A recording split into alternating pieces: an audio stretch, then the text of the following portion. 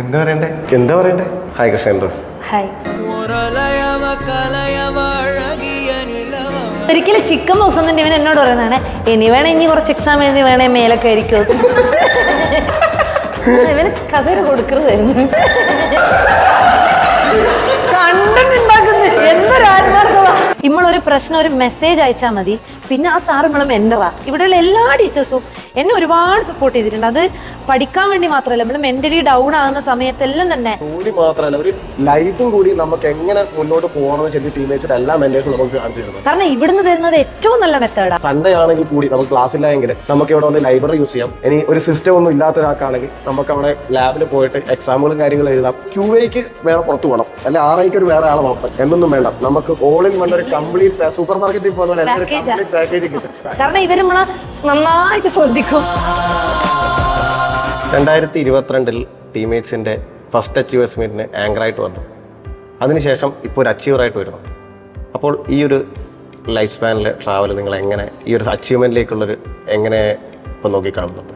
2022 anchor ആയിരുന്ന സമയത്ത് ഓരോ കുട്ടികളും വന്ന് അച്ചീവർ മൊമെൻറ്റോ വാങ്ങുമ്പോഴും അതേപോലെ തന്നെ അവരെ ജേണീനെ കുറിച്ച് സംസാരിക്കുമ്പോഴും ശരിക്കും ഭയങ്കര ആഗ്രഹം ഉണ്ടായിരുന്നു എനിക്കും അതുപോലെ അച്ചീവേഴ്സ് മീറ്റിന് വരണം. അപ്പം അജിത് സാറിൽ എപ്പോഴും പറയും നമ്മളോട് വിഷ്വലൈസ് ചെയ്യാൻ കാര്യങ്ങൾ. അതിൽ ഞാൻ എൻ്റെ ജേണിയിൽ എപ്പോഴും വിഷ്വലൈസ് ചെയ്യുന്ന ഒരു സംഗതിയായിരുന്നു ഇവിടുത്തെ അച്ചീവേഴ്സ് മീറ്റിന് വരിക, അതേപോലെ എൻ്റെ ജേണി സംസാരിക്കുക, മൊമെൻറ്റോ വാങ്ങുക എന്നെല്ലാം ഉണ്ടായിരുന്നത്. അപ്പോൾ ശരിക്കും ഭയങ്കര പ്രൗഡായിട്ട് തോന്നുന്നു. ഇവിടുത്തെ ഫസ്റ്റ് ആനിവേഴ്സറിക്ക് ആങ്കറായിരുന്നു നമ്മൾ രണ്ടുപേരും. ഇന്നിപ്പോൾ ഇവിടുത്തെ അച്ചീവറായി. ഭയങ്കര ഹാപ്പി. കൃഷ്ണന് എപ്പോഴാണ് ബാങ്കിങ് മേഖലയിലേക്ക് ഒരു ജോലി വേണം എന്നുള്ളൊരു സ്വപ്നം വന്നത്? ഞാൻ ഗ്രാജുവേഷൻ കഴിഞ്ഞപ്പോൾ ആസ് യൂഷ്വൽ എല്ലാവരെയും പോലെ തന്നെ PG ചെയ്യണം, BEd ചെയ്യണം, അതായിരുന്നു. കാരണം എൻ്റെ ഫാമിലി കൂടുതലും ടീച്ചേഴ്സാണുള്ളത്. പക്ഷേ PGൻ്റെ എൻട്രൻസിന് വീട്ടിൽ നിന്ന് പ്രിപ്പയർ ചെയ്യുമ്പോൾ ഞാൻ ആലോചിക്കുന്നത് ഈ PG കഴിഞ്ഞിട്ട് പിന്നെ ഞാൻ എന്താ ചെയ്യുക? അങ്ങനെ വെറുതെ പിന്നെയും എൻ്റെ കുറേ കൊല്ലങ്ങൾ പോകാമെന്നല്ലാണ്ട് ഏതാൾക്കും വേണ്ടത് ഒരു ജോലിയാണ്. പിന്നെ എനിക്ക് ടീച്ചിങ് അത്ര വലിയ താല്പര്യവും ഇല്ല. അങ്ങനെ പെട്ടെന്ന് എടുത്ത ഒരു തീരുമാനമായിരുന്നു ഞാൻ ബാങ്ക് കോച്ചിങ്ങിലേക്ക് വരിക എന്നുള്ളത്. അങ്ങനെ വന്നു, ജോയിൻ ചെയ്തു. അതിന് ശേഷം എനിക്ക് PG എൻട്രൻസ് ഒക്കെ കിട്ടി. പക്ഷേ ഞാൻ ഇത് തന്നെ ഫോളോ ചെയ്തു. ഒന്ന് തീരുമാനിച്ച് നമ്മൾ അതിൽ തന്നെ ഉറച്ചു നിൽക്കണം എന്ന് പറഞ്ഞ അച്ഛൻ. അങ്ങനെ പിന്നെ ബാങ്ക് കോച്ചിങ് തന്നെ കണ്ടിന്യൂ ചെയ്തു.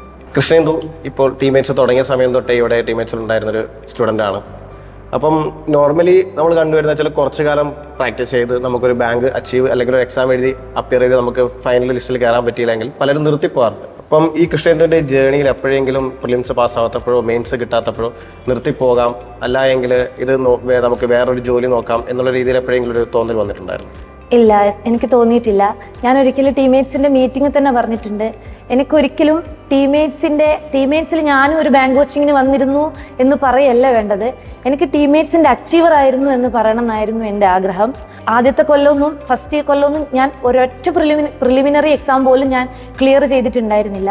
പക്ഷെ അന്ന് പ്രിലിംസിൻ്റെ റിസൾട്ട് വന്ന അന്ന് തന്നെ എന്നെ ഷാജി സാർ വിളിച്ചു, ജയദീപ് സാർ വിളിച്ചു, അജിത് സാർ, അനൂപ് സാർ എല്ലാവരും എന്നെ വിളിച്ച് എന്നെ ഭയങ്കരമായിട്ട് മോട്ടിവേറ്റ് ചെയ്തു. അപ്പോൾ ഞാൻ പറഞ്ഞു, ഞാൻ നിർത്തില്ല സാർ, ഞാൻ ഉറപ്പായിട്ടും ഇവിടെ കണ്ടിന്യൂ ചെയ്യുന്നു. അങ്ങനെ പിന്നെ സ്ട്രാറ്റജി മാറ്റി. പ്രിലിംസിന് കൂടുതലും മോക്ക് ടെസ്റ്റുകൾ കൂടുതൽ ചെയ്തപ്പോൾ പ്രിലിമിനറി എല്ലാം ക്ലിയർ ചെയ്ത് തുടങ്ങി. ഇവിടുത്തെ ക്ലാസ്സുകൾ, ഇവിടുത്തെ മെറ്റീരിയൽ, ഇവിടുത്തെ ടെസ്റ്റ് അതൊക്കെ തന്നെയാണ് ഞാൻ ഫോളോ ചെയ്തത്. അങ്ങനെ പിന്നെ മെയിൻസും നല്ല സ്കോറിലേക്ക് വരാൻ തുടങ്ങി. പക്ഷേ പിന്നെയും സമയമെടുത്തു. അങ്ങനെ ലാസ്റ്റ് എനിക്ക് RRB ക്ലർക്ക് കിട്ടി. ടീമേറ്റ്സിൻ്റെ ലൈബ്രറിയും അതേപോലെ കമ്പ്യൂട്ടർ ലാബും ഒക്കെ യൂസ് ചെയ്ത് പഠിച്ചതാണ് നമ്മൾ രണ്ടുപേരും. അതുപോലെ നമ്മളെ ഫ്രണ്ട്സ് എല്ലാവരും അവിടുന്ന് ഡിസ്കസ് ചെയ്ത് പഠിക്കാറും അതേപോലെ തന്നെ ടെസ്റ്റുകളെല്ലാം എടുക്കാൻ വേണ്ടി കമ്പ്യൂട്ടർ ലാബ് യൂസ് ചെയ്യുകയും ഒക്കെ ചെയ്തിരുന്നു. ആ സമയത്ത് കൂടുതലും most of the time maximum അവിടെ തന്നെ ഇരിക്കുന്ന, രാവിലെ തന്നെ വന്നിരിക്കുക, കുറേ ലേറ്റായി ഒരു 6 മണി 7 മണി വരെ അവിടെ ഇരുന്ന് പഠിച്ച് പിന്നെ ഹോസ്റ്റലിലേക്ക് പോവുക. അങ്ങനെയായിരുന്നു സാധാരണ ചെയ്തുകൊണ്ടിരുന്നത്. ശരിക്കും ലൈബ്രറിയിൽ ഇരുന്ന് പഠിക്കുമ്പോഴുള്ള ഒരു ഗുണം, നമ്മളെ ടൈം വെറുതെ വേസ്റ്റ് ആവില്ല. കാരണം എല്ലാവരും പഠിക്കുന്ന സമയത്ത് നമുക്കും ആ ഒരു എനർജി കിട്ടും. മര്യാദയ്ക്ക് ഇരുന്ന് പഠിക്കണം, നല്ല ഫോക്കസ് കിട്ടും. കാരണം അവിടെ നമ്മൾ അങ്ങനെ ഫോൺ യൂസ് ചെയ്യൂല, വെറുതെ വർത്താനം പറയില്ല. അപ്പോൾ കൂടുതൽ സമയവും നമ്മൾ കൂടുതൽ അവിടെ സ്പെൻഡ് ചെയ്യും. നീ പറയുന്ന പോലെ നമ്മൾ എക്സാംസ് കാര്യങ്ങളൊക്കെ എഴുതുന്ന സമയത്ത് ടീമേറ്റ്സിൻ്റെ ആപ്പിലോട്ടുള്ള ടീമേറ്റ്സിൻ്റെ ടെസ്റ്റുകൾ ചെയ്യുമ്പോൾ നമുക്കത് കുറച്ചും കൂടി ഹെൽപ്ഫുൾ ആയിട്ടുണ്ട്. കുറച്ചും കൂടി എന്താ പറയുക, നമ്മളൊരു റിയൽ എക്സാം എങ്ങനെയാണ് ഫേസ് ചെയ്യുന്നു അതേ രീതിയിൽ തന്നെ നമ്മൾ ആ ഒരു മോക്കിന്റെ കാര്യങ്ങളെ കണ്ട് ചെയ്യുന്നു. പറഞ്ഞാൽ ഓഫ് കോഴ്സ് ഈ ലൈബ്രറിയിലൊക്കെ പോകുമ്പോൾ നമ്മളൊരു വീട്ടിൽ ഒറ്റയ്ക്ക് ഇരിക്കുമ്പോൾ എന്തായാലും നമുക്ക് കുറച്ച് കഴിയുമ്പോൾ ഒരു ബോറടി കാര്യങ്ങളൊക്കെ ഫീൽ ചെയ്യും. പക്ഷെ നമ്മളൊരു ക്ലാസ് റൂം അല്ലെങ്കിൽ ലൈബ്രറി വന്നിരിക്കുമ്പോൾ നമ്മൾ കൂടെയുള്ളവരെല്ലാവരും ഒരു മത്സര പരീക്ഷയ്ക്ക് വേണ്ടി പ്രിപ്പയർ ചെയ്യുന്ന ഒരു മൂഡിലാണ്. അപ്പോൾ നമ്മളൊരു ഗെയിം ഒരു കോർട്ടിൽ ഇറങ്ങുന്ന ഒരു ഫീലാണ്. നമ്മൾ ഒറ്റയ്ക്ക് കളിക്കുന്നവരല്ല, കോർട്ടിൽ ഇറങ്ങി നമ്മൾ കളിക്കുന്ന ഒരു ആവേശത്തിന്റെ മുന്നിലിരിക്കുന്ന പോലെയാണ്. അപ്പോൾ നമുക്ക് ഒന്നിച്ചിരുന്ന് പ്രിപ്പയർ ചെയ്യാനും ഇനി എന്തെങ്കിലും ഡൗട്ട് ഉണ്ടെങ്കിൽ തന്നെ ഒരുപാട് കുട്ടികളുണ്ട്, നമുക്ക് ചോദിച്ച് അപ്പം തന്നെ സോർട്ട് ചെയ്യാം. അങ്ങനെ നമുക്ക് എപ്പോഴും ഒരു ഹെൽപ്ഫുൾ ആയിട്ടുണ്ട് ഈ ഒരു ലൈബ്രറി ഫെസിലിറ്റി എന്ന് പറയുന്നത്. നോർമലി മറ്റുള്ള ഈ പറയുന്ന പോലെ മറ്റുള്ള ക്ലാസ്സുകളിലൊക്കെ പോയി കഴിഞ്ഞാൽ നമ്മളെ സ്കൂളുകളിലും കാര്യങ്ങളും അല്ലെങ്കിൽ മറ്റുള്ള എൻട്രൻസ് കോച്ചിങ്ങിലൊക്കെ പോയാലും നമുക്ക് ക്ലാസ് കഴിഞ്ഞ് നേരെ വീട് അല്ലെങ്കിൽ ഹോസ്റ്റൽ, അതിൻ്റെ അപ്പുറത്തോട്ടൊരു സിസ്റ്റം ഇല്ല. ഇതിപ്പം നമുക്ക് ക്ലാസ് ഇല്ലാത്ത സമയങ്ങളിൽ ഈവൻ സൺഡേ ആണെങ്കിൽ കൂടി നമുക്ക് ക്ലാസ് ഇല്ല എങ്കിൽ നമുക്ക് ഇവിടെ വന്ന് ലൈബ്രറി യൂസ് ചെയ്യാം. ഇനി ഒരു സിസ്റ്റം ഒന്നും ഇല്ലാത്ത ഒരാൾക്കാണെങ്കിൽ നമുക്ക് അവിടെ ലാബിൽ പോയിട്ട് എക്സാമുകളും കാര്യങ്ങളും എഴുതാം. അങ്ങനെ കുറേ അഡ്വാൻറ്റേജ് ഉണ്ടായിരുന്നു. അതൊക്കെയാണ് ശരിക്കും പറഞ്ഞാൽ നമ്മൾ ഈ ഒരു അച്ചീവ്മെന്റിലേക്ക് എത്തിച്ചത്. പിന്നെ മോക്ക് ടെസ്റ്റ് ആണെങ്കിലും ഇപ്പം നമ്മളെല്ലാവരും ചെയ്യുന്നതുകൊണ്ട് തന്നെ ഇപ്പോൾ ഇത്ര നമ്പർ മോക്ക് ടെസ്റ്റ് നീ ചെയ്തോ അല്ലെങ്കിൽ ഞാൻ ചെയ്തില്ല, അപ്പോൾ അവിടെ ഒരു ചെറിയൊരു കോമ്പറ്റീഷനും കാര്യങ്ങളെല്ലാം ഉണ്ടായിരുന്നു. ഓരോ പ്രാവശ്യവും ഇതിനെക്കാട്ട് മാർക്ക് കൂട്ടണം, കാരണം എല്ലാവരും കാണും. കാരണം നമ്മൾ അവിടെ ഇരുന്ന് ചെയ്യുമ്പോൾ എൻ്റെ മാർക്ക് ഇവനറിയാൻ പറ്റും, ഇവൻ്റെ മാർക്ക് എനിക്കറിയാൻ പറ്റും.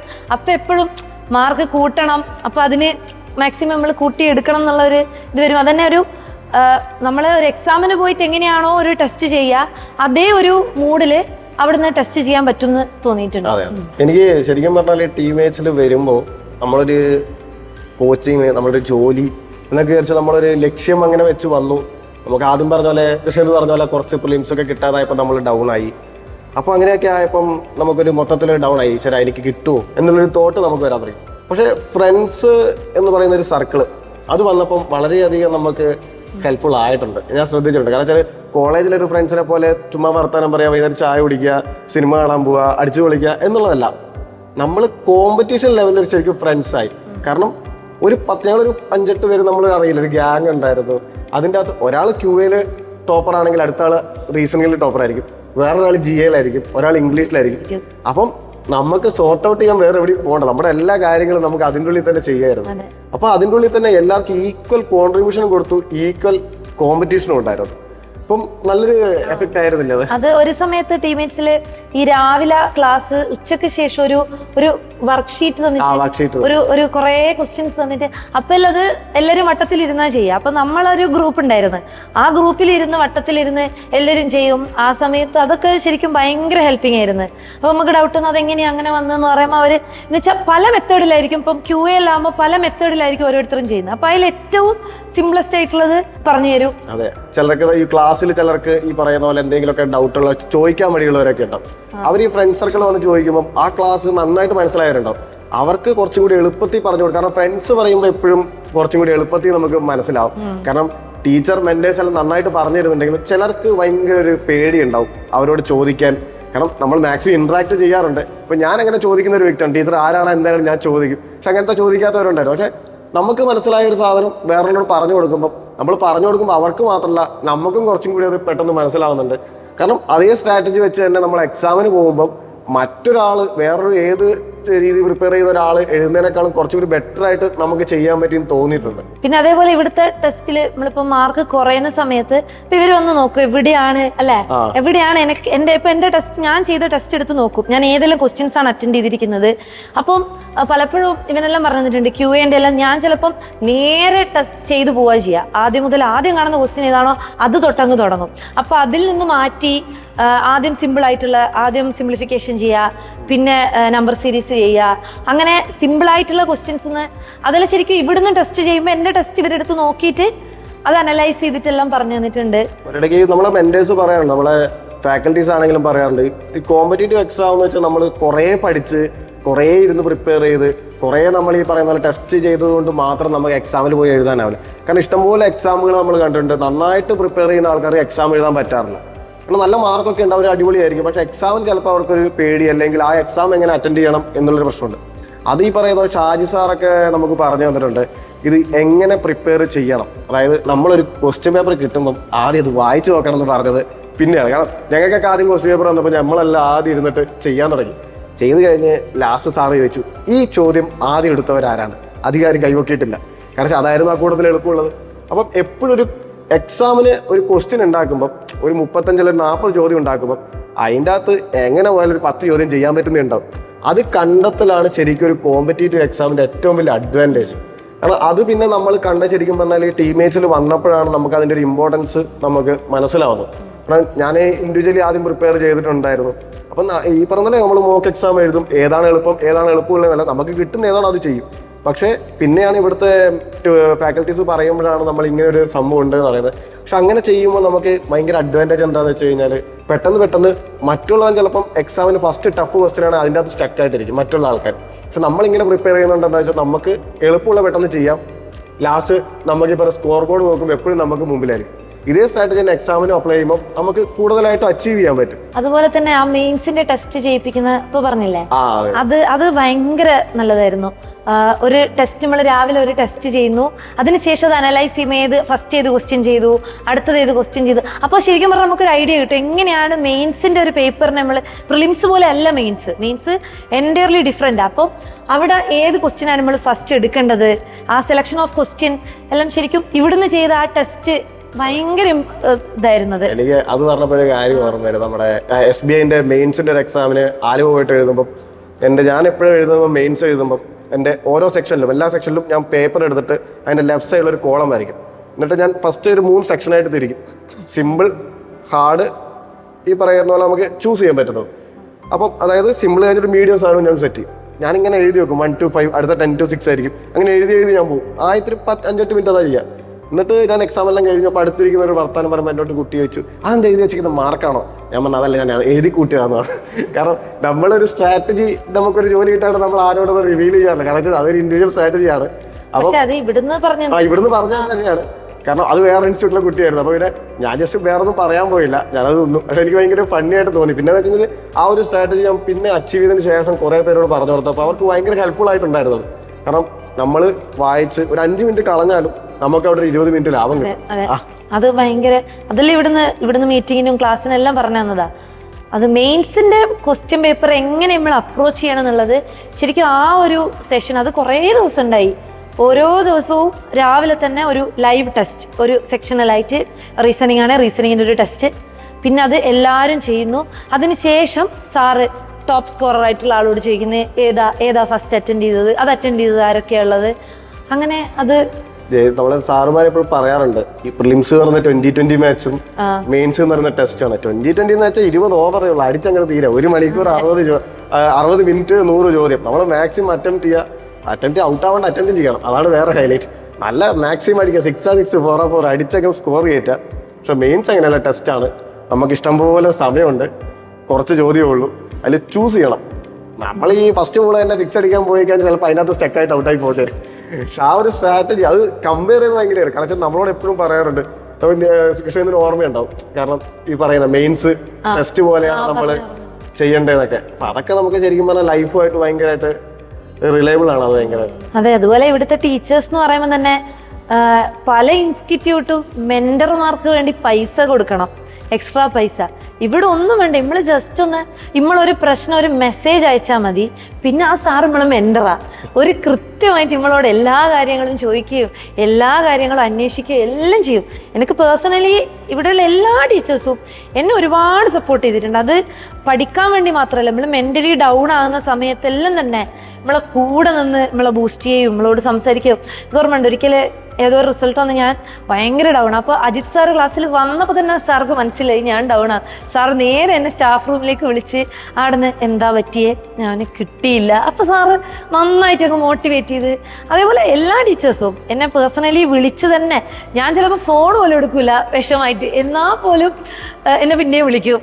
അങ്ങനെ അതാണ് ശരിക്കും വെറും ഒരു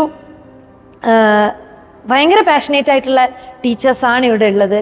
അതെ, നമ്മൾ ഈ പറയുന്ന പോലെ ശരിക്കും പറഞ്ഞാല് ഇത് തിയറി പറയുന്നുണ്ട്. നമ്മൾ എന്താ പറയുക, നല്ലൊരു ട്രെയിനർ ഉണ്ടെങ്കിൽ മാത്രമേ നമുക്ക് അച്ചീവ് ചെയ്യാൻ പറ്റൂ. കാരണം വെച്ചാൽ നമുക്ക് എപ്പോഴും ഒരു മെന്റർ അല്ല, ഒരു ഗൈഡർ വേണം. നമ്മളൊരു അറിയാത്തൊരു സ്ട്രീമിൽ നിൽക്കുമ്പം, അറിയാത്തൊരു ഫീൽഡിലേക്ക് വരുമ്പം നമുക്ക് എപ്പോഴും അതിന്റെ എല്ലാ പോസിബിലിറ്റീസ് അറിയില്ല. ഇപ്പൊ നമുക്ക് അച്ചീവർ ആകുമ്പോൾ നമുക്ക് അറിയാൻ പറ്റും എന്തൊക്കെ നമ്മൾ ചെയ്തു. കാരണം നമ്മൾ പെട്ടെന്ന് 2 ദിവസം കൊണ്ട് അച്ചീവർ ആയവരല്ല, കുറച്ച് ടൈം എടുത്തു. അപ്പോൾ നമുക്ക് എവിടെയോ ഫോൾട്ട് ഇതൊക്കെ അറിയാം. പക്ഷെ ഒരു ടീച്ചറിനെ സംബന്ധിച്ചുള്ള ഒരു ഫാക്കൽറ്റീനെ സംബന്ധിച്ച് അവർ ഒരു ദിവസം 60-100 കുട്ടികളെ ഒരു 3 മണിക്കൂർ ക്ലാസ്സിൽ കാണുന്നുണ്ട്. അങ്ങനെ അവരൊരു വർഷത്തിൽ ഏകദേശം 100 കണക്കിന്, ഇപ്പോൾ ടീമേറ്റ്സിൻ്റെ ആണെങ്കിൽ കഴിഞ്ഞൊരു 3 കൊല്ലം കൊണ്ട് ഏകദേശം 100-200 മേലെ അച്ചീവേഴ്സിനെ കണ്ട ആൾക്കാരാണ്. അതേപോലെ തന്നെ അതിൽ ലഭിക്കാതെ പോയ ആൾക്കാരെ അവർക്കറിയാം. അപ്പം ഈ ലഭിച്ചവരും ലഭിക്കാത്തവരും തമ്മിലുള്ള വ്യത്യാസം മറ്റാരെക്കാളും ഫാക്കൽറ്റീസിനാണ് അറിയുന്നത്. അപ്പം അവരുടെ ആ ഒരു അനുഭവ സമ്പത്ത് വെച്ചിട്ട് നമ്മൾ ഈ പറയുന്ന ഈ എക്സാമിന് പ്രിപ്പയർ ചെയ്യുന്നതും ഒരു കുട്ടി എങ്ങനെ കിട്ടുന്നില്ല എന്ന് പറയുമ്പം അവർക്ക് അറിയാൻ പറ്റും ഇവൻ എന്തുകൊണ്ട് അത് കിട്ടിയില്ല, ഇന്നതിൻ്റെ ഒരു പ്രശ്നമാണ്, ഈ മോട്ടിവേഷൻ എന്തുകൊണ്ട് കിട്ടിയില്ല. അപ്പോൾ അവർക്ക് പറയാൻ കുറേ എക്സാമ്പിൾസും കുറേ കാര്യങ്ങളും അനുഭവ സമ്പത്തുണ്ട്.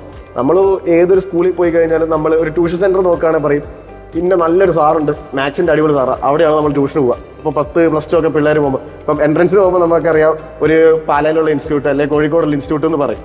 അതേപോലെ തന്നെ നമുക്ക് ഇവിടെ വരുമ്പോൾ എന്ന് വെച്ച് കഴിഞ്ഞാൽ ഒരെണ്ണത്തിന് ഇപ്പോൾ ഒരു QAക്ക് വേറെ പുറത്ത് പോകണം, അല്ലെ RIക്ക് ഒരു വേറെ ആളെ നോക്കണം, GAക്ക് വേറെ ആളെ നോക്കണം, അല്ലെ GAക്ക് ഇന്നൊരു സൈറ്റിൽ കയറി നോക്കണം എന്നൊന്നും വേണ്ട. നമുക്ക് ഓൾ ഇൻ വൺ ഒരു കംപ്ലീറ്റ് സൂപ്പർ മാർക്കറ്റിൽ പോകുന്ന പോലെ എല്ലാവരും കംപ്ലീറ്റ് പാക്കേജ് കിട്ടും.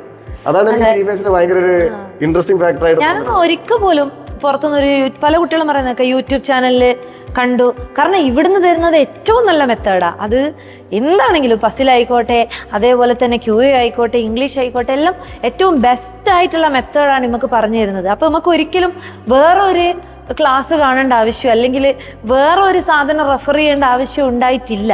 അത് കൃഷ്ണ എന്ന് പറയുന്ന പോലെ ഈ മാത്സ് കുറച്ചും കൂടി എളുപ്പമെന്ന് പറഞ്ഞിട്ട് ഞാൻ യൂട്യൂബിൽ നോക്കിയത് ക്വാഡ്രാറ്റിക് ഇക്വേഷൻസ് ഒക്കെ. അപ്പം അനൂപ് സാറെ ക്വാഡ്രാറ്റിക് ഇക്വേഷൻ 5 ചോദ്യം 1 മിനിറ്റാണ്, 5 ചോദ്യത്തിന് മാക്സിമം 1 മിനിറ്റ് ടപ്പേന്നാണ്. പക്ഷെ യൂട്യൂബിൽ നോക്കിയപ്പം അവര് 5 ചോദ്യത്തിന് 30 മിനിറ്റ് ഇട്ടേക്കുന്നത്. കാരണം അത്രയും ലെങ്ത് ആണ് ആ വീഡിയോ. കാരണം അവര് ഒരു സിസ്റ്റമാറ്റിക് നമ്മൾ +2 ചെയ്യുന്ന പോലെ ചെയ്തേക്കുന്നത്. സിസ്റ്റമാറ്റിക് ആയിട്ട് നമുക്ക് അറിയണം, പക്ഷെ എക്സാമിന് അത് പോയിട്ട് നമുക്ക് അപ്ലൈ ചെയ്യാൻ പറ്റില്ല. അപ്പൊ എങ്ങനെ നമ്മൾ സ്ട്രൈക്ക് ചെയ്യണം, എങ്ങനെ ഓരോ പോയിന്റ് അച്ചീവ് ചെയ്യണം എന്ന് ഇവിടെ കറക്റ്റായിട്ട് പറഞ്ഞു തരും. കാരണം എങ്ങനെ ഒരു എക്സാമിനെ ചെയ്യണം എന്നുള്ളത് ശരിക്കും പറഞ്ഞാൽ ടീമേറ്റ്സ് ആണ് പഠിപ്പിച്ച് തരുന്നതല്ല. അത് കൃഷ്ണേന്ദുവിന് അറിയാം, ഇവിടുന്ന് അച്ചീവ് ചെയ്ത് പോയ എല്ലാവർക്കും അറിയാം, ഇവിടുന്ന് പ്രിപ്പയർ ചെയ്യുന്ന സ്റ്റുഡൻസിന് വരെ അറിയാൻ പറ്റും. അപ്പം നമ്മൾ ഈ പറയുന്ന കുട്ടികളാണെങ്കിൽ ഇപ്പം കിട്ടാതെ പോകുന്നവരെന്നൊക്കെ പറഞ്ഞു കഴിഞ്ഞാൽ ഇപ്പം കട്ട് ഓഫ് 70 ആണെങ്കിൽ 50 മാർക്കൊന്നും കിട്ടിയിട്ട് കിട്ടാത്തവരല്ല കൂടുതലും.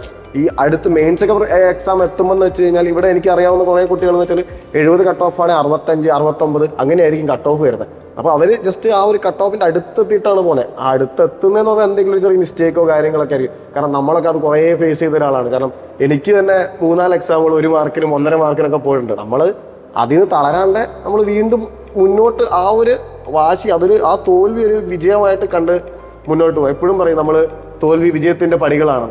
അപ്പോൾ എൻ്റെ വീട്ടിൽ നീ പറയുന്ന പോലെ അമ്മ എപ്പോഴും പറയും നീ തോറ്റാലും കുഴപ്പമില്ല, അതൊക്കെ ഒരു എന്താ പറയുക സ്പോർട്സ് ആൻഡ് സ്പിരിറ്റിൽ എടുത്തിട്ട് അങ്ങനെ കയറുന്നത്. കാരണം ഞങ്ങളെല്ലാം സ്പോർട്സ് ഫാമിലിയാണ്. അപ്പോൾ അതുകൊണ്ട് അങ്ങനെയെന്ന് പറയും. അതേപോലെ തന്നെ ഇവിടെയും ഒരാൾ എക്സാമിന് തോറ്റു എന്ന് വെച്ചിട്ട് അയാളെ മാറ്റി നിർത്തുമോ, അല്ലെങ്കിൽ വേറൊരു അയാള് ഇവൻ പോരാ, ഇവന് പാസ്സാവാൻ ചാൻസ് ഒന്നുമില്ല, തോറ്റവരാണ് ആദ്യം വിളിക്കുക, ജയിച്ചവരെന്ന് ഇവർക്ക് എനിക്ക് പറയാൻ പറ്റും.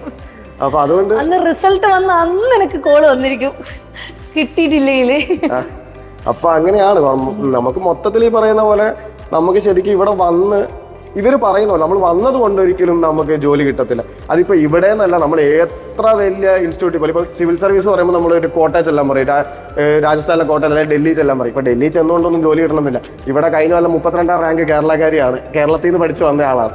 അപ്പോൾ ഈ പറയുന്ന പോലെ പഠിക്കുന്നവർക്ക് ഉണ്ട്. എറണാകുളത്തൊരു സിവിൽ സർവീസ് കഴിഞ്ഞതിൻ്റെ മുമ്പത്തെ കൊല്ലം കിട്ടിയ ഒരു കുട്ടി പറഞ്ഞിട്ടുണ്ടായിരുന്നു, ഞാൻ 1 കൊല്ലം എവിടെയും പോയില്ല, ഒറ്റ ചാൻസ് എഴുതുള്ളൂ, അതിൽ ഞാൻ കിട്ടുന്നതാണ്. അതാ ഡെഡിക്കേഷനാണ്. അപ്പം ഇവിടെ വരുമ്പോൾ ഈ പറയുന്ന പോലെ നമ്മൾ ഡെഡിക്കേറ്റഡ് ആവണം. ഇപ്പം നമ്മളെ ഇൻസ്റ്റിറ്റ്യൂട്ടിലെ സാറന്മാർക്ക് തരുന്നതിന് ഒരു ലിമിറ്റേഷൻ ഉണ്ട്. അതായത് അവർക്ക് പഠിപ്പിക്കാനേ പറ്റുള്ളൂ, അവർക്ക് നമ്മളോട് പഠിക്കാൻ പറയാനും പറ്റും, പഠിക്കേണ്ടത് നമ്മളാണ്. അപ്പം ആ ഒരു ഇതിൽ നോക്കുമ്പം നമ്മൾ എന്താ പറയുക മാക്സിമം നമ്മുടെ കൊടുക്കാൻ പറ്റുന്നത് നമുക്ക് കൊടുക്കാൻ പറ്റുന്ന വെച്ചാൽ നമ്മുടെ ടൈമാണ്.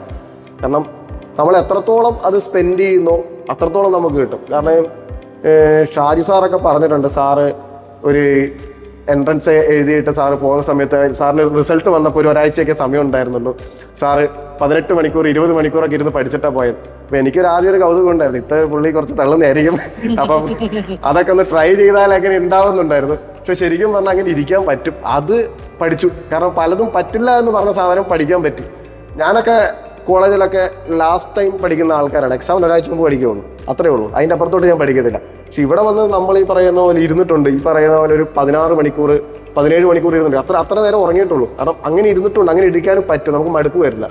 അപ്പം പലതും നമ്മളെ പഠിപ്പിച്ചതും ജീവിതത്തിലേക്ക് ഒരു ലക്ഷ്യത്തിലെത്തിച്ചും ഒരു വിജയത്തിലേക്ക് എത്തിച്ചതും ശരിക്കും ടീമേറ്റ്സ് ഇല്ലെങ്കിൽ ശരിക്കും പറഞ്ഞ പോലെ ഞാൻ വല്ല കെനിയയിൽ ഇരിക്കേണ്ട ഒരു വ്യക്തിയാണ്. ഒരിക്കലും ജയദീപ് സാർ പറഞ്ഞ ഒരു മീറ്റിംഗിൽ പറഞ്ഞ ടീമേറ്റ്സ് ഒരിക്കലും ഒരു ജോലി എന്നുള്ളതല്ല, നമ്മൾ മൊത്തത്തിൽ തന്നെ നല്ലൊരു ചേഞ്ച് നമുക്ക് ഉണ്ടാവണമെന്ന്. അതെനിക്ക് പിന്നെ ഞാൻ ഒരുപാട് കൊല്ലം നല്ല ചേഞ്ച് ഉണ്ടാവും. കാരണം എന്താ വെച്ച് കഴിഞ്ഞാല് ഒരു ഇപ്പൊ പഠിക്കുന്ന ഒരാള് അല്ലെങ്കിൽ ഈ ഒരു ഫോക്കസ് ഏരിയയിൽ നിൽക്കുന്ന ഒരാള് ഇപ്പൊ പഠിച്ച് ഒരു എക്സാം ചെയ്തൊരു ജോലി കിട്ടും. പക്ഷെ ജോലി കിട്ടിയത് കൊണ്ട് അയാൾ ലൈഫിൽ അച്ചീവ് ആയി അല്ലെങ്കിൽ സക്സസ് ആയി എന്ന് പറയാൻ പറ്റില്ല. കാരണം ഒരു ഇൻസ്റ്റിറ്റ്യൂട്ട് നമ്മളെല്ലാം ഒരു സർവീസ് സെക്ടറിലേക്ക് എല്ലാവരും ഈ പറയുന്ന ഇവിടുന്ന് നമ്മൾ കോമ്പറ്റേറ്റീവ് എക്സാമിന് എഴുതുന്ന എല്ലാവരും സർവീസ് സെക്ടറിലേക്കാണ് പോകുന്നത്. അവിടെ നമ്മൾ പബ്ലിക്കുമായിട്ട് ഇന്ററാക്ട് ചെയ്യേണ്ടി വരും. അപ്പോൾ നമുക്കൊരു നല്ല ഓഫീസർ എന്ന് പറഞ്ഞാൽ നല്ല മാർക്ക് കിട്ടി നല്ല ജോലി കിട്ടി അവിടെ പോയി ഇരിക്കുന്നവരല്ല. അവർ നാളെ അവരുടെ ലൈഫിലേക്ക് അവരുടെ കരിയറിൽ അവർ എങ്ങനെ അച്ചീവ് ചെയ്യുന്നുള്ളത് അവർ ഇവിടുന്ന് ബിൽഡ് ചെയ്യുന്ന ഒരു ക്വാളിറ്റി വെച്ചിട്ടാണ്. അങ്ങനെ നോക്കുമ്പോൾ നമുക്ക് ശരിക്കും പറഞ്ഞാൽ ഒരു ജോലി മാത്രമല്ല ഒരു ലൈഫും കൂടി നമുക്ക് എങ്ങനെ മുന്നോട്ട് പോകണമെന്ന് ശരിക്കും ടീമേറ്റ്സിൽ എല്ലാ മെന്റേഴ്സും നമുക്ക് കാണിച്ചു തരുന്നുണ്ട്. ഇവിടെ അച്ചീവ് ചെയ്ത എല്ലാവർക്കും ഏറ്റവും വലിയൊരു അഡ്വാൻറ്റേജ് എന്ന് പറയുന്നത് മോക്ക് ടെസ്റ്റുകളാണ്. മോക്ക് ടെസ്റ്റ് ഇപ്പോൾ പലരും ഞാൻ കണ്ടിട്ടുണ്ട്, നമ്മൾ ഇഷ്ടംപോലെ പുറത്തുനിന്ന് പർച്ചേസ് ചെയ്ത് ചെയ്യുന്നവരുണ്ട്. ചെയ്യണ്ട എന്നല്ല, ഞാനും ക്രിസ്ത്യന്തു ആയിക്കോട്ടെ, ഞങ്ങളുടെ കൂട്ടത്തിലുള്ള എല്ലാ ആൾക്കാരും ഞങ്ങളൊരു ഗ്യാങ് ആയിരുന്നു. പറഞ്ഞു ക്രിസ്ത്യന്തുവാണ് അവസാനമായിട്ട് കിട്ടിയതെന്ന്. ആ കൂട്ടത്തിൽ ഇപ്പോൾ എല്ലാവരും അച്ചീവേഴ്സാണ്. അവരിലെല്ലാവരും ടീമേറ്റ്സിന്റെ മോക്ക് ചെയ്തവരാണ്. കാരണം എനിക്കറിയാം പലരും പറഞ്ഞിട്ടുണ്ട് ടീമേറ്റ്സിന്റെ മോക്ക് ടഫാണ്, എഴുതിയിട്ട് കിട്ടുന്നില്ല. അത് ക്രിസ്ത്യന്തിന് ഓർമ്മയുണ്ട്, അത് ഫസ്റ്റ് ഒക്കെ വന്ന സമയത്ത് ഭയങ്കര പാടാണ്, ഒന്നും ചെയ്യാൻ പറ്റുന്നില്ല. കാരണം 100-ൽ 40, 50 ഇത്രയും മാർക്കാണ്. അപ്പം മറ്റുള്ള ടെസ്റ്റിൽ എഴുതുമ്പോൾ അവർക്ക് 80-ഉം 90-ഉം കിട്ടുന്നുണ്ട്. അപ്പം അവർ ഹാപ്പിയാണ്. അപ്പം സാറുമാർ പറഞ്ഞിട്ടുണ്ട്, എന്താണ് നിങ്ങൾ ഈ പറയുന്ന പോലെ 80-ഉം 90-ഉം 100-ഉം ഒന്നും നോക്കണ്ട, നിങ്ങൾ ഈ ടെസ്റ്റ് ഇത് എഴുതി കഴിയുമ്പോൾ നിങ്ങൾക്ക് ശരിക്കും റിയൽ എക്സാം എളുപ്പമായിരിക്കും. അപ്പം ഞങ്ങളെല്ലാം അത് പ്രാക്ടീസ് ചെയ്ത ഒരാൾക്കാരാണ്. കാരണം ഡെയിലി ഓരോ മോക്ക്, 2 മോക്ക്, പ്രിലിംസ് ആണ് 2 മെയിൻസ് ആണെങ്കിൽ 1.5 വെച്ചെടുക്കാം. അത് നമുക്ക് നെക്സ്റ്റ് ഡേ റിവിഷൻ ചെയ്യാൻ വേണ്ടിയിട്ട് അങ്ങനെ രീതിയിൽ. അപ്പോൾ ചെയ്യുമ്പം ഇന്ന് എനിക്ക് ഒരു 70 മാർക്ക് കിട്ടി, അടുത്ത ദിവസം അത് 60 ആയി കഴിഞ്ഞാൽ അപ്പം വിളി വരും, അതെന്താ നിനക്ക് 60 ആയത്? അത് ഏതെങ്കിലും ഒരു ഫാക്കൽറ്റി ഒന്നേ ഷായി സാറായിരിക്കും, ഇല്ലെങ്കിൽ പറഞ്ഞ ഐ സാറായിരിക്കും, അനൂപ് സാറായിരിക്കും, ആരാന്ന് വെച്ചാൽ വിളിക്കും, ചോദിക്കും. അപ്പൊ നമുക്കറിയാം നമ്മൾ മാത്രമല്ല വേറെ കുറച്ച് ആൾക്കാരും കൂടി നോക്കുന്നുണ്ട്. അപ്പൊ കറക്റ്റായിട്ട് നമുക്ക് എവിടെയാണ് ഒരു ഡെഫിഷ്യൻസി വരുന്നത്. അതിപ്പോ ചിലപ്പം ഇന്നത് ചോദിക്കും, ഇപ്പൊ ഏതാ ക്വസ്റ്റ്യൻ അവർക്കറിയാം. അപ്പൊ അനൂപ് സാർ ചോദിക്കും, നിനക്കത് അറിയത്തില്ലടാ എന്നൊരൊറ്റ ചോദ്യം. ഞാൻ പറഞ്ഞു സാറേ അത് കയ്യിൽ നിന്ന് പറ്റിപ്പോയതാ. അപ്പൊ അതുകൊണ്ട് തന്നെ ഇത് ഭയങ്കര സീരിയസ് ആയിട്ട് എല്ലാവരും എടുക്കുക. നമ്മളെ കൂട്ടത്തിൽ തന്നെ ഒരാളുണ്ടായിരുന്നു, ആരാന്ന് പറയണ്ട, ഇവൻ ഈ ടെസ്റ്റ് ചെയ്യേണ്ടിട്ട് വേറെ ടെസ്റ്റ് ചെയ്ത് സ്പീഡാക്കും ആദ്യം, എന്നിട്ട് ഈ ടെസ്റ്റ് ചെയ്യും. ചെറിയ ബ്രേക്കെല്ലാം വന്നു കഴിഞ്ഞാൽ ആദ്യം വേറെ ടെസ്റ്റെല്ലാം ചെയ്ത് നല്ല സ്പീഡായി സെറ്റ് ആയി കഴിഞ്ഞാൽ അത്രയും സീരിയസ് ആയിട്ടാണ് ഇവിടുത്തെ ടെസ്റ്റിനെ കണ്ടത്. കാരണം ഇവർ നമ്മളെ നന്നായിട്ട് ശ്രദ്ധിക്കും. അല്ല, ഇവിടുത്തെ ടെസ്റ്റിന് വേറെ കാര്യമുണ്ട്. നമ്മള് ഒലിവ് ബോർഡ് ബാക്കിയുള്ള ഈ പറയുന്ന അടയൊക്കെ ചെയ്യുമ്പോൾ എന്താന്ന് വെച്ച് കഴിഞ്ഞാൽ അതിൻ്റെ അകത്ത് ഓൾ ഇന്ത്യ ടെസ്റ്റാണ്. അതിൻ്റെ അകത്ത് ശരിക്കും ചിലതിലൊക്കെ 99.5 എന്നൊക്കെ കാണും. അതൊക്കെ ഓൾറെഡി പെയ്ഡ് ആയിരിക്കും. ചിലർ എപ്പോഴും ഓൾറെഡി ആ മാർക്ക് അച്ചീവ് ചെയ്യുന്നവരുണ്ട്. അപ്പം അതിനേക്കാളും വെച്ചാൽ നമ്മൾ കൂടെ സ്ഥിരം കാണുന്നതായിട്ടുള്ള ഒരു കോമ്പറ്റീഷൻ എന്ന് പറയുന്നത് വേറെ തന്നെയാണ്. കാരണം നമുക്ക് ആ ട്രോഫീസ്, നമുക്ക് ഓരോ എക്സാം എഴുതുമ്പോൾ ഇത്ര ട്രോഫി കിട്ടും, ഇത്ര മാർക്കിനും 50 ട്രോഫി. അപ്പൊ എനിക്ക് എപ്പോഴും മുകളിലോട്ട് പോകുന്നുണ്ട്. അപ്പൊ നമ്മളൊരു ഗ്രാഫ് കാണും, അതിൻ്റെ അകത്ത് കാണും ഇന്നയാൾ ഇത്ര പുറകിലുണ്ട് നിങ്ങളുടെ, ഇന്നയാൾ ഇത്ര മുന്നിലുണ്ട് നിങ്ങൾ ഇവിടെയാണെന്നൊക്കെയാണ്. അപ്പൊ ശരിയാക്കി തരാം. അപ്പം ഇരുന്നടിക്കും, വേറെ രക്ഷയൊന്നുമില്ല. കാരണം വെച്ചാൽ ഇതൊരു കോമ്പറ്റീഷൻ എന്ന് പറഞ്ഞൊരു ഹെൽത്തി കോമ്പറ്റീഷനാണ്. അല്ലാണ്ട് അവൻ എന്നെക്കാളും കൂടി പഠിച്ചു അങ്ങനെ ഒരു കുശുമ്പ് വെച്ചിട്ടോ അല്ലെങ്കിൽ ഒരു ദേഷ്യം വെച്ചിട്ടോ അല്ല, ഹെൽത്തി കോമ്പറ്റീഷനാണ്. ഇനിയിപ്പോൾ അതിൻ്റെ അകത്ത് മാർക്ക് കിട്ടാത്തവരാണെങ്കിലും നമ്മളോട് ചോദിക്കും. നമ്മളോട് പണ്ട് അനൂപ് സാറൊക്കെ ഉള്ള സമയത്ത് ഷായി സാറൊക്കെ പറയും, നമുക്ക് ആൻസർ ഷീറ്റ്, അതായത് നമ്മൾ തന്നെ അത് കറക്റ്റ് ചെയ്തിട്ട് ആൻസർ നമ്മൾ ചെയ്തിട്ട് അപ്ലോഡ് ചെയ്ത് കൊടുക്കണം. ശരിക്കും പറഞ്ഞാൽ അത് ഭയങ്കര അഡ്വാൻറ്റേജ് ആയിരുന്നു. കാരണം ചിലത് നമുക്ക് കിട്ടത്തില്ല, നമ്മളിരിക്കും, അപ്പൊ നമ്മൾ അടുത്ത ആളോട് ചോദിക്കും, അവര് പറയും, നമ്മളെല്ലാം എഴുതി ടെലിഗ്രാമിൽ ഇടാം. നമ്മൾ ഓരോന്നിനും ഓരോ ഗ്രൂപ്പ് ഉണ്ടാവും, ഫോട്ടോ എടുക്കും, ടെലിഗ്രാമിൽ ഇടും. അപ്പൊ എന്താന്ന് വെച്ചാൽ അന്നത്തെ ടെസ്റ്റ് അത് ചിലപ്പോൾ മെയിൻസിന്റെ ടെസ്റ്റ് ആയിരിക്കും, ഒന്നുമില്ല, അത് മൊത്തം സോൾവ് ചെയ്യുക, അത് സോൾവ് ചെയ്തിട്ട് ഇടുക. അപ്പൊ നമ്മള് ചിലത് നമുക്ക് അറിഞ്ഞോടിരിക്കും. അപ്പൊ നമ്മൾ അപ്പുറത്തെ ആളോട് ചോദിച്ച് വേറെ ആളോട് ചോദിച്ച് കണ്ടുപിടിച്ച്. അതെ, പക്ഷെ അങ്ങനെ ചെയ്യുമ്പോൾ എന്താ ഗുണം എന്ന് വെച്ച് കഴിഞ്ഞാല് നമുക്ക് എല്ലാ ഏരിയാസും നമ്മൾ കവർ ചെയ്യണം. വെച്ചാൽ ചിലരെന്താ ചെയ്യുന്നത് വെച്ചാൽ ഞാൻ നോട്ടിഫൈ ചെയ്തിട്ടുണ്ട്. ചിലര് ചെയ്യുന്നത് വെച്ചാൽ എളുപ്പമുള്ളത്, ഇപ്പൊ എനിക്കൊരു ക്വാഡ്രാറ്റിക് അല്ലെങ്കിൽ സിംപ്ലിഫിക്കേഷൻ ആയിരിക്കും എളുപ്പം, ഞാൻ അതും ചെയ്യും. എനിക്ക് ചിലപ്പം വോളിയം ഒക്കെ എളുപ്പമായിരിക്കും, വോളിയം ഇൻസ്ട്രക്ഷൻസ് ഒക്കെ എനിക്ക് എളുപ്പമായിരിക്കും, ഞാനത് ചെയ്യും. ബോട്ടം സ്ട്രീം എനിക്ക് എളുപ്പമായിരിക്കില്ല, ഞാനത് ചെയ്യില്ല, ഞാനത് കംപ്ലീറ്റ്ലി വിടും. പക്ഷെ പ്രിലിംസിന് അത് അത്രത്തോളം അഫക്റ്റ് ചെയ്യില്ല. പക്ഷെ മെയിൻസിന് വരുമ്പോൾ വെച്ചാൽ ചിലപ്പം ഈ ബോട്ടം സ്ട്രീമിന്റെ 5 ചോദ്യം 10 മാർക്കായിരിക്കും. 10 മാർക്ക് എനിക്ക് ഒരു സാധനം അറിയാത്തതിന്റെ പേരിൽ നമ്മൾ ഔട്ടായി പോകും. അപ്പോൾ എന്ന് വെച്ചാൽ ഈ കോമ്പറ്റേറ്റീവ് എക്സാമിന്റെ ഏറ്റവും വലിയ ഒരു ശ്രദ്ധിക്കേണ്ട ഏരിയ എന്ന് പറയുന്നത്, നമ്മൾ ഒരു പോയിന്റ് അല്ലെ ഒരു ചെറിയൊരു ഒരു അരമാർക്കിൽ വരുന്ന ചോദ്യമായിരിക്കും. പക്ഷെ ആ ഏരിയ പോലും നമ്മൾ വിടരുത്. നമ്മൾ എല്ലാ സെക്ഷൻസും, അതായത് നമുക്ക് വരുന്ന എന്തൊക്കെ സെക്ഷൻസ് ഉണ്ടോ, വോളിയംസ് ആണോ, ഇനിയിപ്പോൾ പൈച്ചാർട്ടിൻ്റെ ആണോ, അല്ലെങ്കിൽ പറയുന്നത് മറ്റുള്ള mensuration, boat and stream, train, പിന്നെ പസിൽസ്, ഈ ഇംഗ്ലീഷിലാണെങ്കിൽ കൂടി നമ്മൾ ചിലർ പറയും ഈ നമ്മളെന്താ ഈ ബാക്കിയുള്ള മറ്റേ പാരാഗ്രാഫ് റീഅറേഞ്ച് ഒക്കെ ഉണ്ട്, അത് ചിലരത് വിടും എളുപ്പമല്ല എന്ന് പറയും. പക്ഷെ ചില എക്സാമിന് അത് വളരെ കൂടുതൽ മാർക്ക് അധികം ചോദിക്കും. അപ്പോൾ നമുക്കൊരിക്കലും അറിയില്ല എന്താണ് ഇത്ര വരും. നമ്മൾ കോളേജിലൊക്കെ പഠിക്കുമ്പോൾ നമുക്കറിയാം 6 മാർക്കിന്റെ ചോദ്യം എത്രയാണ്, ഏതൊക്കെയാണ് വരിക. അപ്പോൾ നമ്മൾ 5 എണ്ണം പഠിച്ചാൽ നമുക്കറിയാം ഇതിൻ്റെ അകത്ത് ഏതെങ്കിലും ഒരെണ്ണേ വരുള്ളൂ. പക്ഷേ കോമ്പറ്റേറ്റീവ് എക്സാമിന് ഒരിക്കലും അങ്ങനെ പറയാൻ പറ്റില്ല. നമുക്ക് ഏത് സെക്ഷനിൽ നിന്ന് വരുന്നു പറയാൻ പറ്റില്ല. അപ്പം എല്ലാ സെക്ഷനും നമ്മൾ തറവാക്കി കഴിഞ്ഞ് കഴിഞ്ഞാൽ നമുക്ക് എവിടെയെങ്കിലും ഒരെണ്ണം ഇവിടെ മിസ്സായി കഴിഞ്ഞാൽ അവിടെ അതിൻ്റെ ഒരു പോസിറ്റിവിറ്റി കിട്ടും. പിന്നെയെന്ന് വെച്ച് കഴിഞ്ഞാൽ ഈ മോക്ക് എക്സാം അടിക്കുമ്പോൾ ഉള്ള ഒരു ഏറ്റവും വലിയ അഡ്വാൻറ്റേജ് നമ്മുടെ മെൻറ്റേഴ്സ് എപ്പോഴും പറഞ്ഞിട്ടുണ്ട്, ഇത് നിങ്ങളുടെ റിയൽ എക്സാമാണ്. ഓരോ മോക്കും നിങ്ങൾ ഈ എക്സാം സെന്ററിൽ പോയിരുന്ന് ചെയ്യുന്ന നിങ്ങളുടെ പ്രിലിംസ് അല്ലെങ്കിൽ മെയിൻസിന്റെ എക്സാം, ആ ഒരു ചൂടിൽ നമ്മൾ എഴുതി കഴിഞ്ഞു കഴിഞ്ഞാൽ നമുക്ക് ആ ഒരു സീരിയസ്നെസ് കിട്ടും. ആ ചൂട് കിട്ടണമെങ്കിൽ ഇവിടുത്തെ ടെസ്റ്റ് ചെയ്യണം. കാരണം മറ്റ് സൈറ്റിലെ ടെസ്റ്റ് ഒന്നും നമ്മൾ ആരും കാണുന്നില്ല. നമുക്ക് എത്ര മാർക്ക് കിട്ടിയെന്ന് ആരും അറിയുന്നില്ല, നമ്മൾ കൃത്യമാണോ ചെയ്യുന്നതെന്ന് അറിഞ്ഞൂടാ. പക്ഷെ ഇവിടുത്തെ ടെസ്റ്റ് ചെയ്യുമ്പോൾ മെന്റേഴ്സിന് അറിയാം നമ്മൾ എന്താ ചെയ്യുന്നത്, എത്ര മാർക്ക് ഉണ്ട് എന്നുള്ളത്. അപ്പൊ നമുക്ക് എന്താ പറയാ, അല്ലെങ്കിൽ കൂടി അത് നമ്മളെ മനസ്സിൽ വരും, ഇത് ഒറിജിനൽ എക്സാം ആണോ എന്നുള്ളത്. അപ്പൊ അതുകൊണ്ട് ശരിക്കും പറഞ്ഞാല് ഞാൻ പുറത്തത്തെ എക്സാമുകളൊക്കെ എഴുതിയിട്ടില്ല എന്നല്ല, പക്ഷെ എഴുതുന്നതിന്റെ മെയിൻ കാര്യം വെച്ചാൽ ഇവിടുത്തെ ടെസ്റ്റൊക്കെ അടിച്ച് തീർന്ന് വീണ്ടും നമ്മൾ അടുത്തതിലേക്ക് പോവുകയാണ്. അപ്പം നമ്മൾ അത്രത്തോളം ചെയ്യും. അപ്പോൾ പ്രിലിംസ് ഒക്കെ ഒരിടയ്ക്ക് പറഞ്ഞിട്ടുണ്ട്, ഇവിടെ ഒരാൾ 7 ടെസ്റ്റൊക്കെ എഴുതി എന്നൊക്കെ പറഞ്ഞിട്ടുണ്ട്. അപ്പൊ നമുക്ക് ഭയങ്കര സംശയമുണ്ട് 7 എണ്ണമൊക്കെ പ്രിലിംസ് ഒക്കെ എഴുതാന്ന് വെച്ച് കഴിഞ്ഞാൽ. പിന്നെ ഞങ്ങളെ ഗ്രൂപ്പിൽ കുറച്ച് പേര് വാശിയായിട്ട് എടുത്തു. അപ്പൊ ഞങ്ങളൊരു 3 ആൾ ഇരുന്ന് അടിച്ച് എന്നുവെച്ചാല് രാവിലെ ഒരു 7 മണി ഇവിടെ വന്നിട്ടാണ് റൂമിൽ നിന്ന് ഇറങ്ങുമ്പോൾ 5:30 എഴുന്നേറ്റിട്ട് ടെസ്റ്റ് അടിക്കും.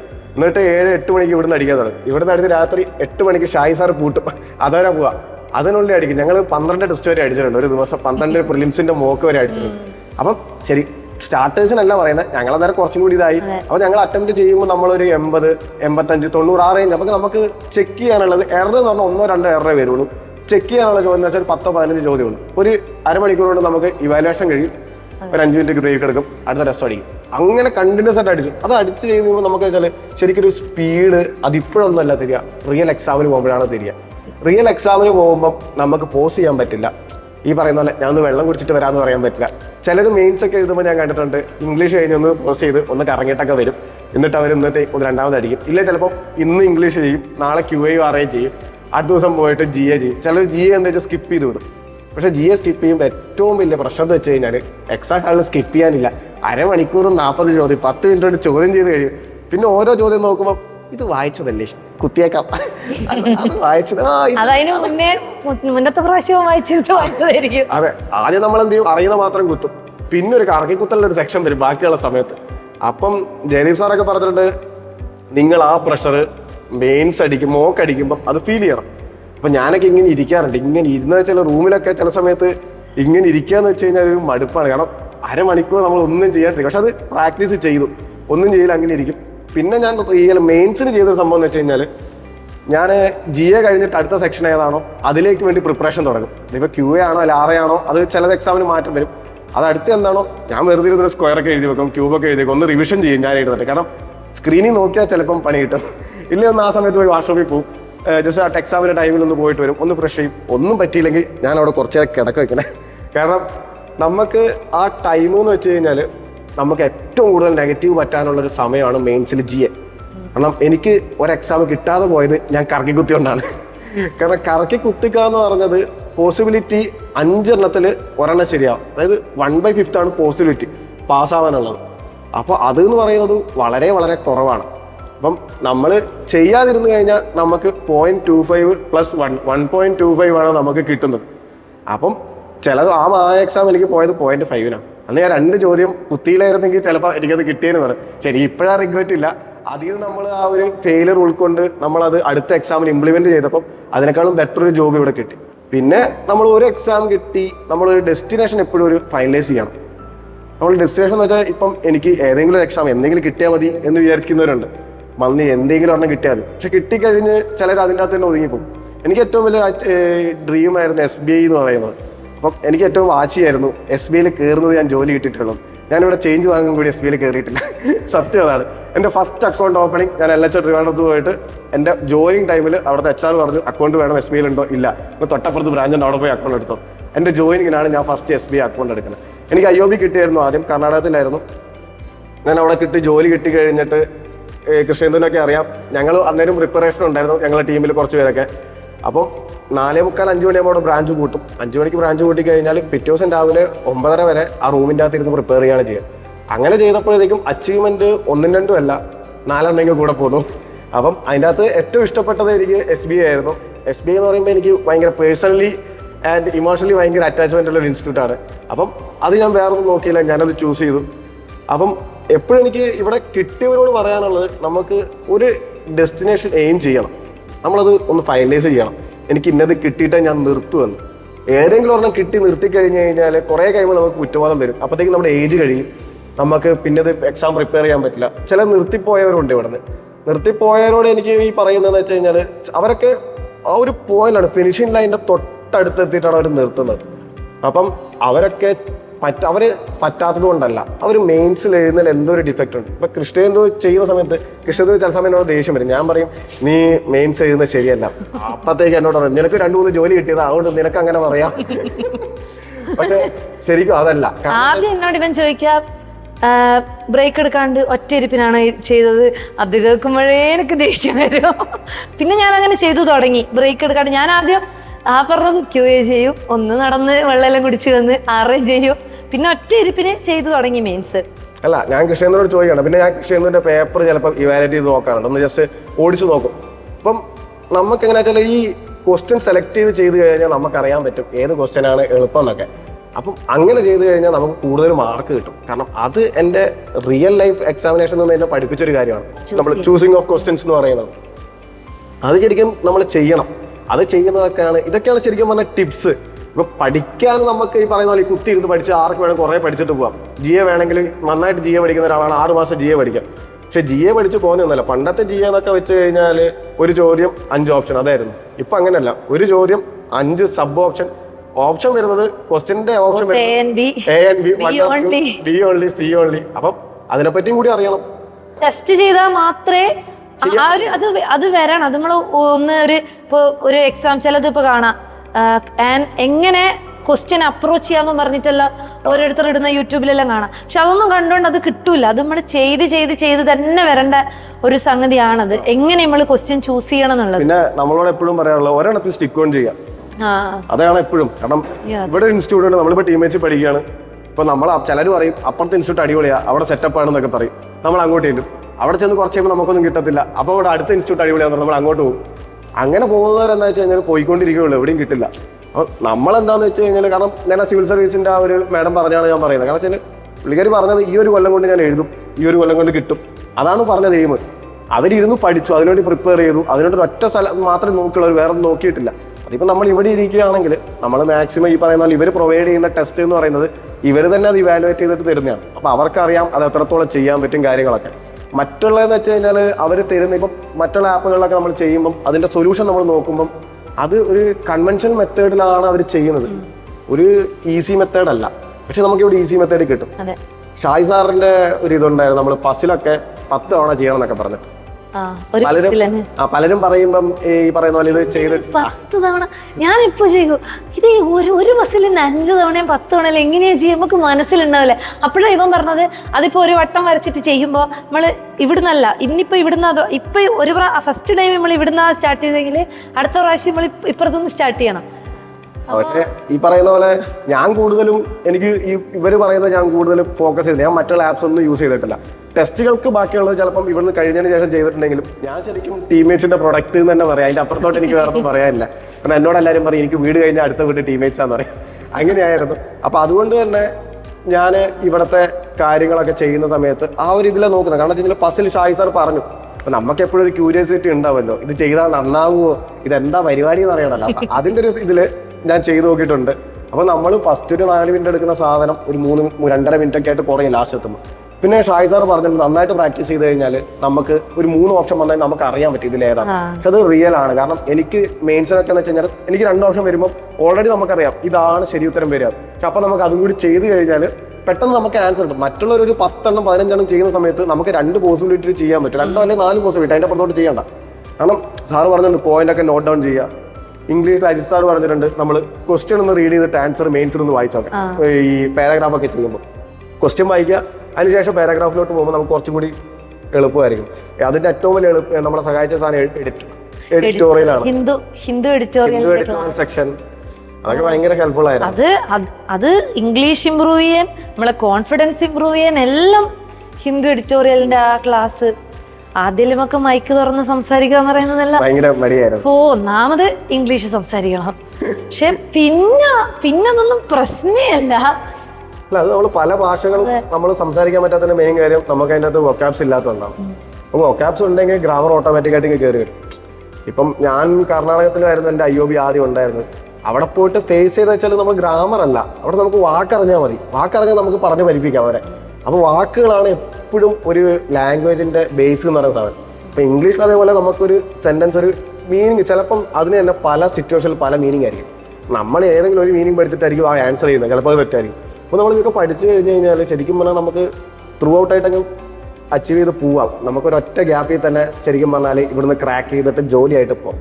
നമ്മൾ ടീമേറ്റ്സിനെ വിശ്വസിച്ച് വന്നാൽ ടീമേറ്റ്സിൽ നമ്മളെല്ലാം അർപ്പിച്ച് നമ്മൾ ഫുള്ളായിട്ട് നമ്മൾ ഇൻവോൾവ് ആയിട്ട് നിന്ന് കഴിഞ്ഞാൽ നമുക്ക് ഉറപ്പാണ് നമുക്കൊരു ബെറ്റർ ലൈഫ് ആൻഡ് ഒരു ബെറ്റർ കരിയർ നമുക്ക് ഇവിടുന്ന് അവർ പ്രൊവൈഡ് ചെയ്യും. കാരണം ഇവിടെയുള്ള ടീച്ചേഴ്സ് ഒരുപാട് അച്ചീവേഴ്സിന് ഉണ്ടാക്കിയ ആൾക്കാരാണ്. അപ്പം നമ്മൾ ചെയ്യുന്നത് ശരിയാണോ തെറ്റാണോ എന്ന് ഏറ്റവും നന്നായിട്ട് അസസ് ചെയ്യാൻ പറ്റുന്ന ആൾക്കാർ നമ്മളെ ടീച്ചേഴ്സാണ്. അപ്പോൾ നമ്മൾ ആദ്യം ചെയ്യേണ്ടത് നമ്മൾ 100% അവരെ ട്രസ്റ്റ് ചെയ്യുക. എന്നിട്ട് ഇവിടുന്ന് തരുന്ന എല്ലാ കാര്യങ്ങളും മാക്സിമം യൂട്ടിലൈസ് ചെയ്യുക. എന്നാൽ തന്നെ റിസൾട്ട് നമ്മളെ കൂടെ വരും.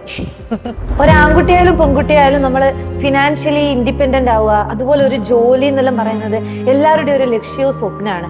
അങ്ങനെയുള്ള ഒരു ഗവൺമെൻറ് ജോലി ആഗ്രഹിക്കുന്ന ഒരാൾക്ക് 100% വിശ്വസിച്ചിട്ട് വരാൻ പറ്റുന്ന ഒരു ഇൻസ്റ്റിറ്റ്യൂട്ടാണ് ടീമേറ്റ്സ്. കാരണം നമുക്കറിയാം ഇപ്പോൾ ഒരുപാട് യൂട്യൂബ് ചാനലുകളുണ്ട്, ബാങ്ക് കോച്ചിങ് ആയാലും SSC കോച്ചിങ് ആയാലും അതേപോലെ ഒരുപാട് ആപ്പുകൾ.